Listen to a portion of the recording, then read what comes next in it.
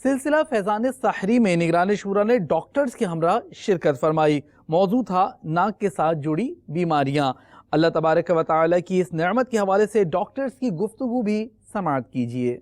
توکل کی باتیں تو کرتے ہیں صاحب، لیکن جب مشکل گھڑی آتی ہے، امتحان تو جب آتا ہے نا کہ جب کوئی آزمائش آ جائے،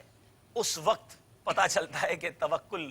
کیا ہے، تعریف بھی اس کی یاد رہتی ہے کہ نہیں، بھروسہ بھی رب پر رہتا ہے کہ نہیں، یہ شکوے شکایات۔ اگر بندہ اپنے رب کے ساتھ اچھا گمان کرے، مثال کے طور پر دعا کے لیے یہ ضروری ہے۔ احسن الویال آداب دعا، فضائل دعا میں یہ بات اس طرح کی موجود ہے کہ دعا اس یقین کے ساتھ کرو کہ اللہ تعالیٰ دعا ضرور قبول فرمائے گا، کیونکہ عموماً ہمارے اور توکل کا جو باب چلتا ہے نا، وہ پیسے، کاروبار، مال، انہوں میں زیادہ ہمارے توکل کے معاملہ چلتے ہیں، مگر اللہ تبارک و تعالیٰ کی رضا پر راضی رہنا یہ انشاءاللہ تعالیٰ توکل پر جمائے گا۔ آج ہمارے مدنی چینل کے اسلامی بھائیوں تک آپ کیا کیا مدنی پھول پہنچائیں گے؟ قدرت نے ناک کی چھت یعنی اوپر والے حصے کی طرف جو ہے ہوا کی صفائی کا اعلیٰ نظام رکھا ہوا ہے۔ جب آپ سانس لے رہے ہوتے ہیں، ناک کے بیسیکلی دو مقصد ہوتے ہیں، ایک تو یہ کہ ہماری چہرے کی خوبصورتی میں اضافہ کرتا ہے، اور دوسرا جو ہے سانس لینے میں جو ہے ایک تازہ ہوا اور فریش ہوا جو ہے ہمارے پھیپھڑے میں پہنچانے کا ایک ذریعہ ہوتا ہے۔ تو اس کے اب راستے ہی ہوتے ہیں، جو اس کا اوپر کا حصہ ہوتا ہے وہاں پہ ایک طرح کا فلٹر سا لگا ہوتا ہے جو ہوا کی صفائی کرتا ہے۔ میرا ایک 16 سالہ بیٹا ہے، اس کی ناک کی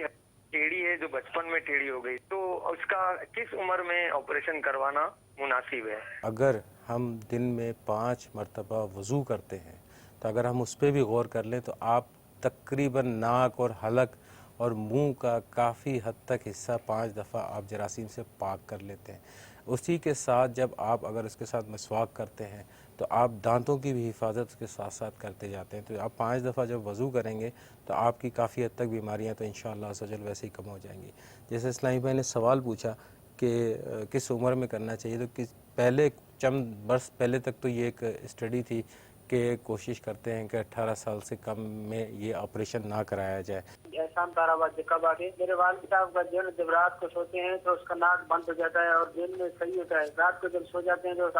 سانس میں تکلیف ہوتی ہے، تو اس میں آپ کی کیا رائے ہے؟ اللہ تعالیٰ آپ کے والد صاحب کو صحت دے۔ وہی بات ہوئی کہ پوسٹ نیزل ڈربلنگ کی چانسز ہوں گے کہ ان کی پیچھے کی طرف جو ہے نزلہ، جس کو آپ دائمی نزلہ کہتے ہیں، وہ اندر کی طرف گرتا ہوگا، تو اس کے لیے ہے کہ ای این ٹی ڈاکٹر سے رجوع کر لیں کہ اس کی وجوہات کیا ہیں۔ جو سکن اندر کی جو ہوتی ہے وہ خشک ہو جاتی ہے، ڈرائی ہو جاتی ہے، اور جو ہوا کے اندر پولیوٹنٹ ہوتے ہیں وہ اس میں چپک جاتے ہیں، وہ اریٹیٹ کر رہے ہوتے ہیں، اس کی وجہ سے جو میوکس یعنی پانی بڑھ رہا ہوتا ہے، بلغم بن رہا ہوتا ہے جو پیچھے گر رہا ہوتا ہے، اور وہ گرنے کے بعد وہ پھر اسپریڈ کر کے وہ انفیکشن کیری کرا رہا ہوتا ہے۔ جب ہم اسٹیم کی بات کرتے ہیں تو اسٹیم کرتا ہے، یہ جو بلغم بن جاتا ہے، میوکس بن جاتا ہے، اس کو ڈیزولو کر دیتا ہے۔